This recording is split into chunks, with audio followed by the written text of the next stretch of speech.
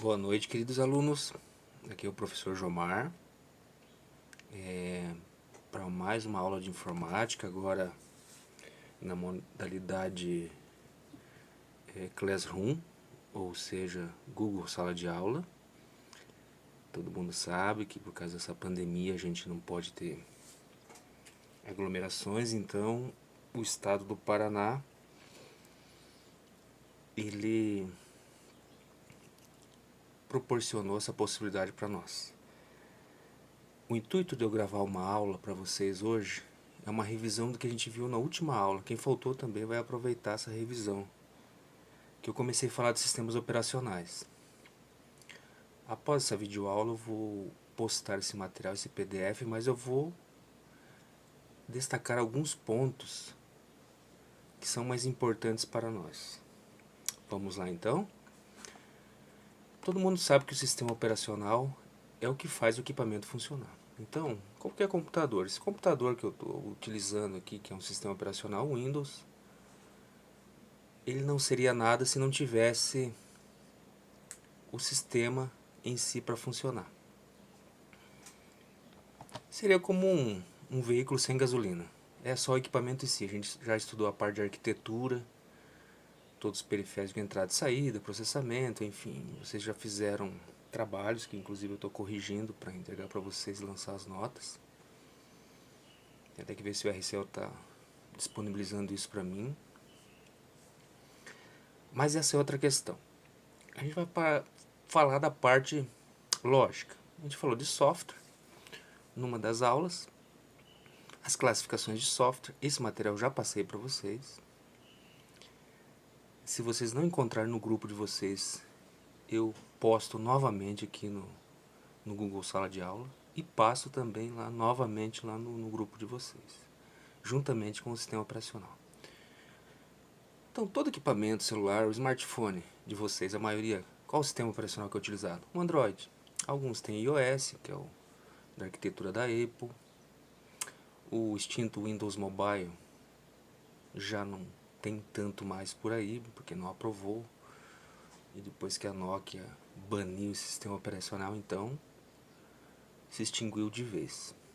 Então qualquer equipamento utiliza sistema operacional. No nosso laboratório, que a gente começou aí já veio a questão da pandemia, tem sistema operacional também, só que lá é o sistema operacional Linux, que é o sistema operacional livre, que a gente estudou lá no material de software que está o PDF com vocês. O sistema operacional livre, por que o Estado do Paraná optou por sistema operacional livre? Por causa das licenças, que também tem sobre software proprietário no material de software do PDF.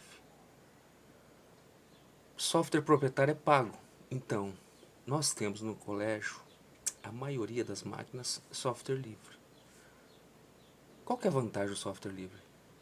Não pagar licença, ser um software totalmente gratuito, como a gente já estudou lá em software livre, as leis. Pedi até que vocês fizessem uma pesquisa no laboratório, ou era para fazer uma pesquisa. Se não pedir, vocês me relembrem, que eu vou pedir para vocês em sala de aula hoje à noite, nas duas primeiras aulas. Reenvio no grupo para reforçar. Então vamos lá. Então, entendemos que o software é o que faz o equipamento funcionar, só que precisa de um sistema operacional. O sistema operacional, então, é o combustível do equipamento. Pode ser um Windows, aqui tem o Windows XP, que está destacado como exemplo, Microsoft Windows XP, um sistema operacional proprietário. O chamado Unix, que a gente estudou, que foi a fusão do Unix, que era um sistema que o Linus Torvalds, juntamente lá com Richard Stallman, fundaram um software totalmente livre. E o macOS, que é o sistema OS, Sistema Operating System da Macintosh, que era um dos sistemas operacional que hoje é chamado de iOS, que é usado nos celulares da Apple, ou seja, iPhone ou até um notebook da Apple, tem um sistema operacional também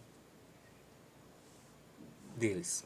Também é um sistema operacional proprietário.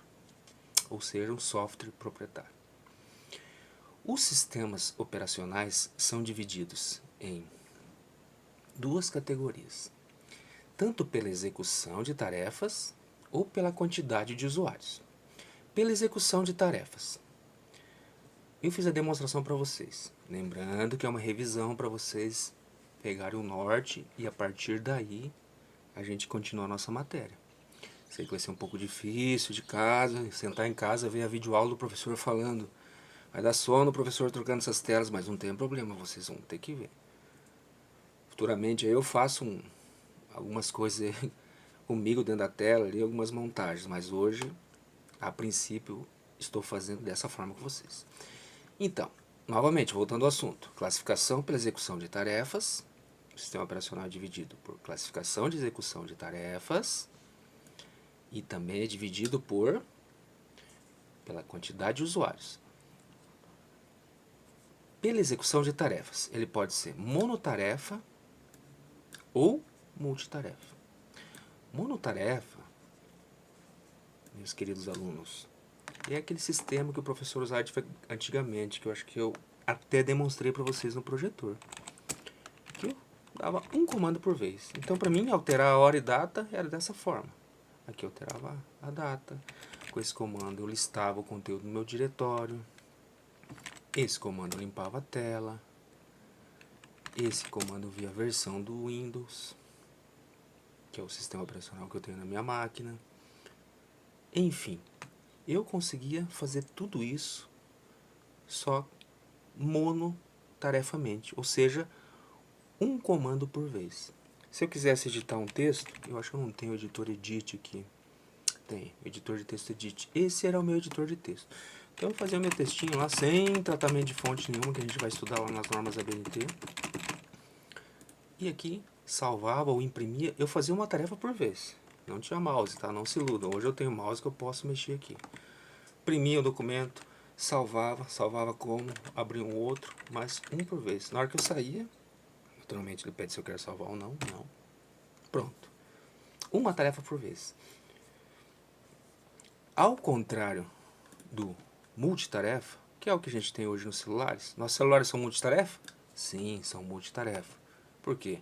Eu posso criar um desenho, escutar uma música, ou a rádio que eu gosto, né? Imprimir um documento no meu computador, no meu notebook. Posso conversar no WhatsApp, no Messenger, no Instagram, enfim. Eu posso fazer várias tarefas por vez. Então é por isso que é chamado de multitarefa. Monotarefa, então, exemplo, o extinto MS-DOS, que não é tão extinto assim. Ainda o Windows da Microsoft é escrito em cima do MS-DOS. Tem alguns comandos ainda que eu prefiro fazer no MS-DOS, que é para recuperação de arquivo, enfim, são comandos mais específicos, profundos, que não é a nossa questão hoje. Então, monotarefa, extinto MS-DOS. Acabei de dar um exemplo para vocês. Multitarefa, o nosso sistema Windows, o meu sistema Android, que eu tenho no meu celular, tudo multitarefa, porque eu faço várias coisas ao mesmo tempo. E posso atender telefonema, coloco no Viva Voz, peraí, vai falando aí que eu estou respondendo uma pessoa aqui no WhatsApp. Não, peraí, tem uma postagem aqui que eu preciso fazer agora enquanto falo com você. Então, esse é um sistema multitarefa. Então, esse é pela execução de tarefas. Agora, pela quantidade de usuários, é bem fácil. Nós temos o sistema monousuário, ou seja, o sistema operacional foi criado para um único usuário utiliza o recurso do computador. Pergunta, o meu celular é monousuário ou multiusuário? Monousuário, por quê? A hora que eu estou digitando ali, conversando no WhatsApp, um exemplo, outro pode chegar e meter a mão em cima e conversar comigo ao mesmo tempo? Não. Então, meu sistema é monousuário. O que eu estou fazendo aqui, essa videoaula, demonstrando esse PDF. Estou aqui grifando. Pode um outro aqui colocar a mão, tirar o mouse da minha mão e ao mesmo tempo fazer uma outra coisa que não tiver do acordo aqui? Não. Por quê? Eu estou utilizando a máquina agora. Estou usando ela mono, ou seja, eu só utilizando. Não sei que a pessoa peça licença. interrompo a videoaula e então